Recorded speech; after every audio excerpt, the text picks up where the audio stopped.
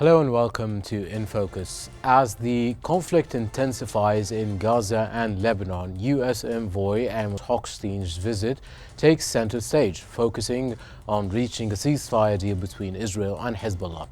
With rising global pressure, the ICC issues arrest warrants for Netanyahu and Gallant. The U.S. Senate rejects efforts to block arms sales to Israel, while the region's future rests on delicate diplomacy amid escalating violence.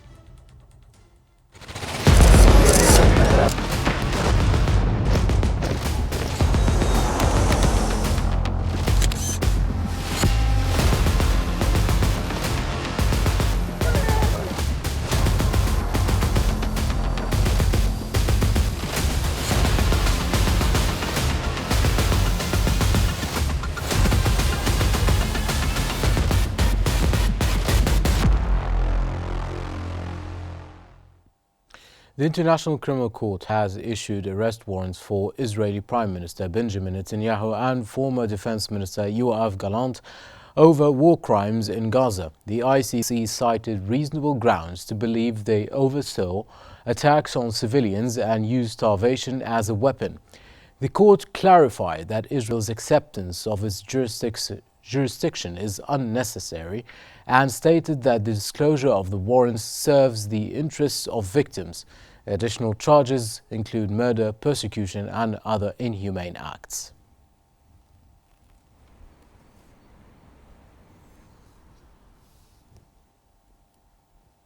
U.S. envoy Amos Hochstein has arrived in Israel for Lebanon ceasefire talks, where he will present Hezbollah's response to U.S. draft proposal. Having recently noted positive progress in ceasefire negotiations, Hochstein today met with Israel's Strategic Affairs Minister Ron Dermer. Discussions continue, with Israel's Political Security Cabinet set to review updates on the negotiations.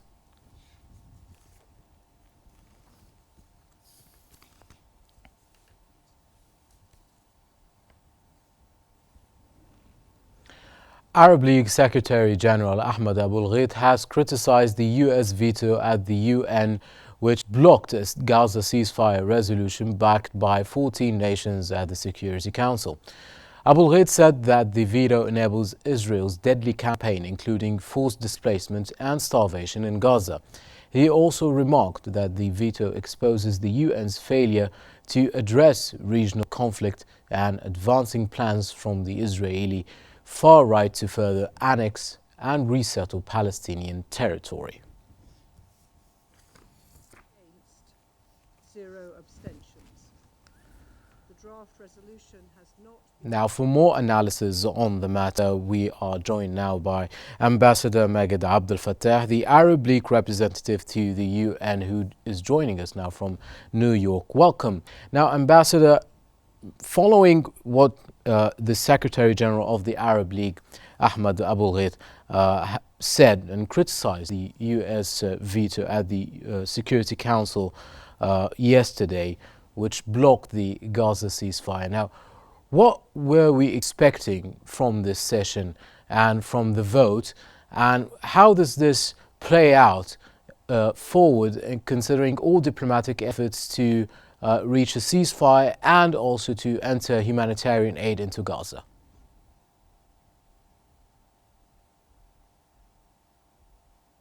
Negotiating, I would say, in good faith for the last 3 weeks on this draft resolution to vote in favor of this resolution, particularly after the language that is stating that that if Israel does not implement the ceasefire have been taken out. But unfortunately, the text has passed through 4 stages, and 4 clean texts came up, watering down the language to the level that we would have expected that everybody is going to be supportive of it. And the fact that 14 members, including the United Kingdom, which is the traditional ally of the United States, vote in favor of this draft resolution, shows that the United States is an isolated position and the criticism that we have been seeing, whether from the Secretary General of the League of Arab States or from other leaders in the Islamic world and in the Arab world and in the sober countries in the European Union, shows that there is a state of anger and a state of frustration of what are the plans of the United States and whether the plans are to continue the aggression, the Israeli aggression on Gaza. Here, looking forward in the United Nations, we there are two ways that we are going to proceed. The first way is that there is a resolution of the General Assembly stating that in case any permanent member of the Security Council exercise the veto on any resolution, the General Assembly is going to hold a public meeting within 10 days from the date the veto have been cast, and to discuss the issue and to get the sense of the larger membership of the United Nations on the issue. And maybe if a resolution is going to be presented to the General Assembly, adopt such a resolution in the General Assembly if it does not contradict with the competence and the distribution of authorities between the Security Council and the General Assembly. We will resort to that, and there is going to be a meeting of the General Assembly, preferably on the beginning of December. In the first week of December, there is going to be a meeting, and I think with that we are considering what type of resolution we are going to present, whether it is the same resolution that we have presented to the Security Council and got 14 vote in favor, or there is another resolution that is going to be presented in this regard. Ambassador, a technical question here, Ambassador, concerning the resolution, if passed by the UN General Assembly. Are member states bound to abide by resolutions passed by the General Assembly as they are bound to abide by the resolution passed by the Security Council? All the resolutions of the General Assembly and of the Security Council there is an obligation on member states to implement in accordance with Article 4 of the Charter of the United Nations. But of course, in the Security Council, there are enforcement measures, and that does not come within the purview of the General Assembly. And the General Assembly cannot take a decision taking any enforcement measures except to appoint someone to do specific task, or to send some forces or to send some mission, as it did with Resolution 302 on UNRWA in 1948. And that is what is the distinction between the General Assembly and the Security Council. This resolution that we already presented to the Security Council, we took off the part related to the enforcement measures. So if we took this resolution to the General Assembly and we adopt it with a large majority, 170, 180 votes, that would give the Security Council the message that they are going in the wrong direction. Not all members of the Security Council, rather that will give the United States a message that it is going into the wrong direction. Okay, Ambassador, what role can the Arab League play in not just pushing for resolutions through the international community's representative or institution as the United Nations, but are there any diplomatic efforts also to support the entrance of humanitarian aid right now in Gaza, and also try to push for diplomatic efforts to stop violence and to stop the escalation in the region as a whole, in Gaza and in Lebanon as well? Definitely. The Arab League have been very active with the United Nations, with the General Assembly, with the Security Council, and the Arab Islamic summit that was held in Saudi Arabia in 2023 and the second Arab Islamic summit that was held last month in Saudi Arabia as well, established a committee of 8 ministers. 5 of them are Arabs and 3 are from outside the Arab world. And this committee has been charged for with 3 things. One thing is that it should work to cease the fire and to stop the Israeli military actions. Second is to ensure that the high volume of humanitarian assistance pour into the occupied Palestinian territory, particularly into Gaza.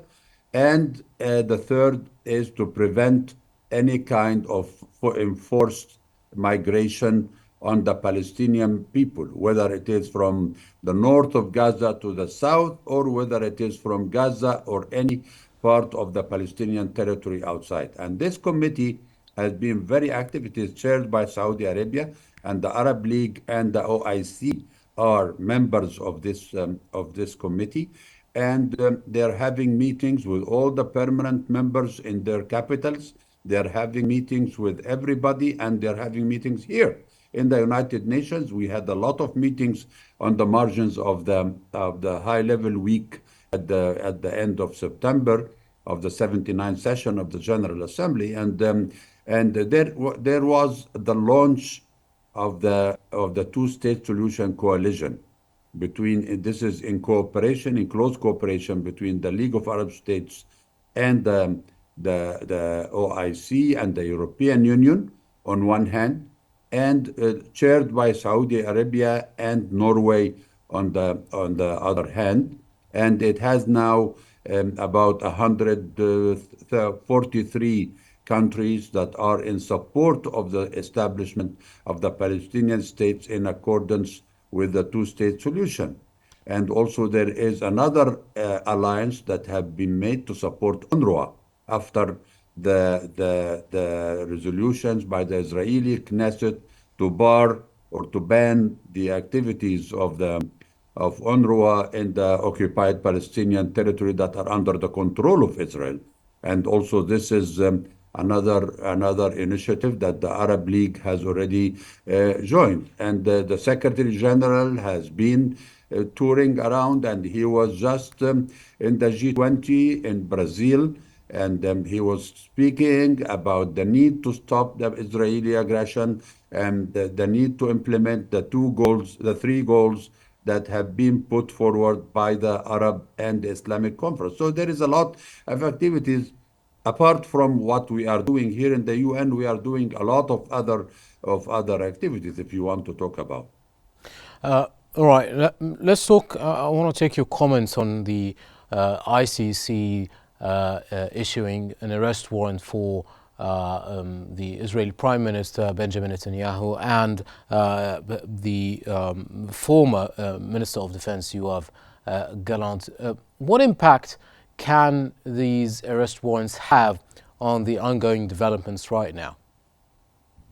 It could have a severe impact on the issue in increasing the pressure on Israel and showing that Israel is not enjoying impunity.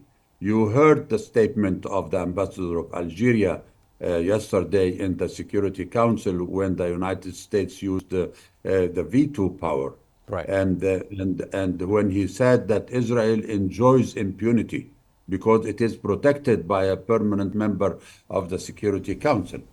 And if this is going to be the case and a permanent member of the council will continue to protect Israel in the Security Council, and if the General Assembly can't take enforcement measures against Israel, the only way member states can go to is to go to the ICC or to the ICJ. And we have already went to the ICJ, and there was an advisory opinion adopted on the 19th of July stating that the presence of Israel in the occupied Palestinian territory is illegal, and Israel should evacuate the occupied Palestinian territory. And that was subject to discussion in the General Assembly. We in the 10th Emergency Special Session on Palestine, and we adopted another resolution in the General Assembly 1024, asking the Secretary General of the United Nations to present a report within 3 months from the adoption of the resolution. Maybe about 18 December, this report should be coming out on how to implement the ICJ advisory opinion on this issue. And we added to that all the components that came in the ICJ judgment, including one, the convening of an international conference on the establishment of the Palestinian state within the 79th session of the General Assembly, meaning before September 2025. So there is going to be an international conference. The second is to convene the conference of the high contracting parties of the Geneva Conventions to look into the violations of Israel to the Universal Declaration of Human Rights. The third is to establish a special committee to look into the apartheid practices that Israel is committing in the Palestinian territories. The Secretary General have already communicated with the member states and the international organization and regional organizations, and he got comments from 72 states and 4 organizations, including the League of Arab States and the OIC. And he is working on his report on how to implement all those provisions that came. And so Netanyahu should count his steps, and of course, some would come to say, okay, well, this has happened with President Bashir, and he was never arrested, and this have happened with Vladimir Putin regarding Ukraine, and has not been arrested. It depends on where he goes, but it is ironic in this regard that the initial request that came from Karim Khan, the prosecutor of the ICC, to the court, was having 4 people, Netanyahu and Gallant on one side, and then Sinwar and someone else on the other side. The fact that Israel killed Sinwar and the other person before even the arrest warrant came up shows how grave is the accusations, or whether it is regarding genocide, regarding starvation, regarding holding of assistance. They're all war criminals. So Right. this is what we hope that is going to happen.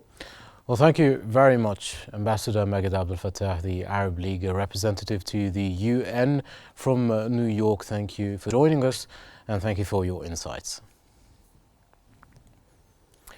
Now, The Guardian has reported that the US Senate has blocked an attempt by Bernie Sanders to stop a $20 billion arms sale to Israel, despite growing concerns over the humanitarian crisis in Gaza, where nearly 44,000 resolutions from Sanders failed to gain enough support, with most Democrats and Republicans opposing them. The Biden administration's refusal to halt military aid, despite Israel's violations, which include blocking humanitarian aid, has drawn sharp criticism. Humanitarian groups warn of imminent famine and widespread destruction in Gaza, while the Senate's inaction deepens US complicity, leaving Palestinians in a dire and worsening crisis.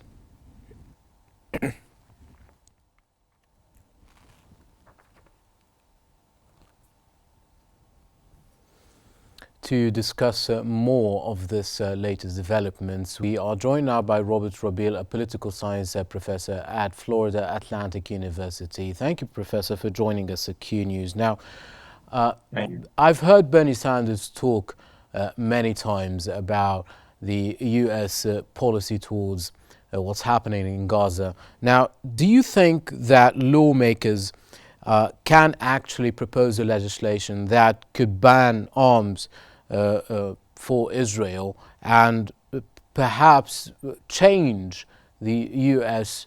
Policy towards Gaza and towards Israel? No. As a matter of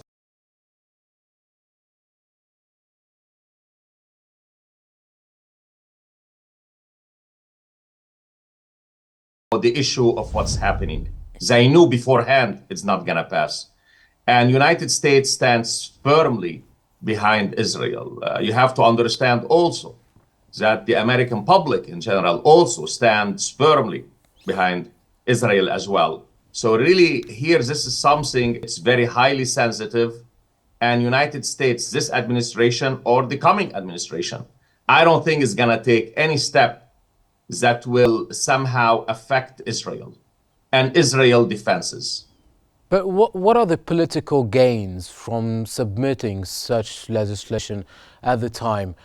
Because the Biden administration is going to leave office in January next year, and Trump is going to take office, and obviously the Senate and the House of Representatives has a majority of Republicans.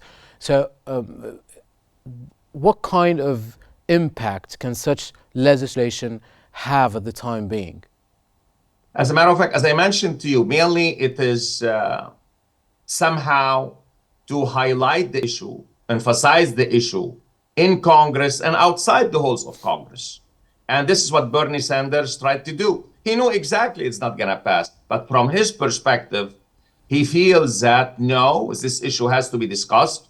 This issue has to be taken to the floor. This issue has to be propagated and disseminated. And he wants many Americans to hear about it.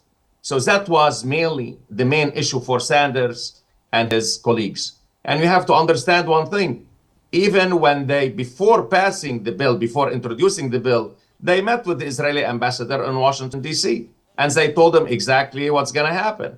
So really, this is something for Bernie Sanders and others. Yes, it deals with the humanitarian issues. Yes, it deals, with issues regarding the use of American weapons. But also, from their perspective, it deals about the extent to which United States will go to support Israel. All right. What's your comments on the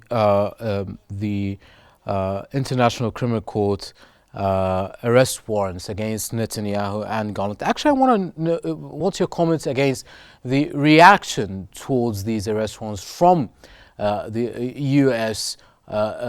Decision makers and lawmakers, and perhaps we've heard reactions from Israeli officials calling it absurd. What do you think of the reaction from American officials is going to be, and also the American public? As a matter of fact, it's going to be absurd as well. They are not happy with it, because many Americans, including this administration and the coming one, believe that Israel is fighting an existential war. And more than that, as a matter of fact, they believe that Hamas is the one who started the fighting. So from that perspective, you are not going to have people that will say, oh, we are going to agree to what the ICC, has issued. So absolutely, from the American perspective, whether I agree or I don't agree, or many others, really, United States and United States officials, they are not happy with that. And they're going to find ways as a matter of fact, to further criticize this issue. You don't think it's going to have any impact on how the American public views the U.S. foreign policy towards the Middle East? No, it's going to have an impact, I believe, when it comes to students. This is mainly what is going to have impact. Because, given what happened with the demonstration and other things, so it will have certain impact. And mainly its impact, it's a diplomatic impact. It doesn't have teeth for implementation. But for Israel, it doesn't sound good. They were really surprised. They were shocked. Kind of put Israel in a tough situation when it comes to public diplomacy. Right. However, Perhaps this is something that it's a big if, because we might not know this for sure. Now, there were possible arrest warrants perhaps for Yahya al-Sinwar, who obviously Israel killed.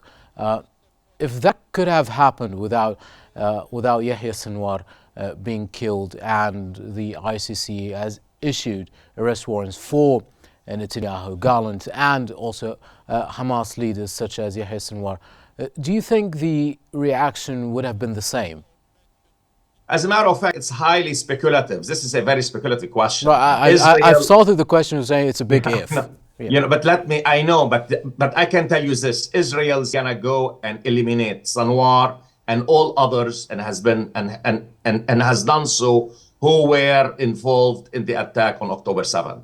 So really, from my perspective, it doesn't matter what's this and what is that. The way I see it, that Israel did it, and whoever is involved, you know, Israel is gonna go after him. Really, this is what I think myself. Well, thank you very much for your insights. That was Robert Rabil, Professor of Political Science at Florida Atlantic University. And that wraps up our episode for today for In Focus. Thank you for watching. I'm Karim Hatem. Stay tuned for more on Q News.